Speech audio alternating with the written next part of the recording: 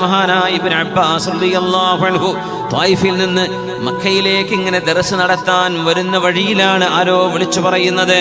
ഒരാൾ ഓടി വന്ന് പറഞ്ഞു, ഇബ്നു അബ്ബാസ് ഇബ്നു അമ്മി റസൂലില്ലാഹ്, അല്ലാഹുവിൻ്റെ റസൂലിൻ്റെ അമ്മിൻ്റെ പുത്രനായവരെ, ഹബീബായ നബിയുടെ പിതൃ സഹോദര പുത്ര, സയ്യിദായവരെ, തങ്ങളെ, നിങ്ങളുടെ മകൻ അല്ലാഹു കൊണ്ടുപോയിരിക്കുന്നു, നിങ്ങളുടെ മകൻ മരിച്ചിരിക്കുന്നു എന്ന് പറഞ്ഞപ്പോൾ വാഹനത്തിലാണ്, കഴുതപ്പുറത്തോ കുതിരപ്പുറത്തോ മഹാൻ സഞ്ചരിക്കുകയാണ്.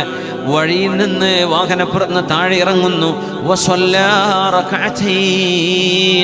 നമ്മളൊരു വാർത്ത കേൾക്കുമ്പോൾ ബോധം കെട്ടി വീഴൂലേ? വിഷമിച്ചു പോവില്ലേ?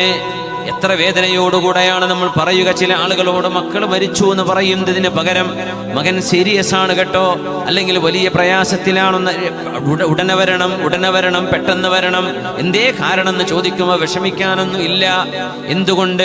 മരിച്ചു എന്ന് പറയുമ്പോൾ എങ്ങനെയാണ് നമ്മളത് സ്വീകരിക്കുന്നത് എന്നറിയില്ലല്ലോ. എന്നാൽ അത് ഏതൊരു മനുഷ്യന്റെയും ജീവിതത്തിൽ അനിവാര്യമായൊരു ഘട്ടം.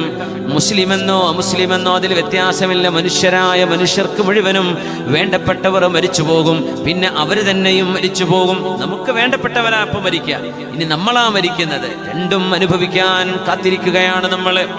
മഹാനായ ഇബ്നു അബ്ബാസ് റളിയല്ലാഹു അൻഹുവിനോട് മോൻ മരിച്ചു എന്ന് പറഞ്ഞപ്പോ വാഹനപ്പുറത്തുനിന്ന് താഴെ ഇറങ്ങി 2 റക്അത്ത് മഹാനവറുകൾ നിസ്കരിച്ചു. അത് മഹാൻ തുടങ്ങിയൊരു സുന്നത്ത്.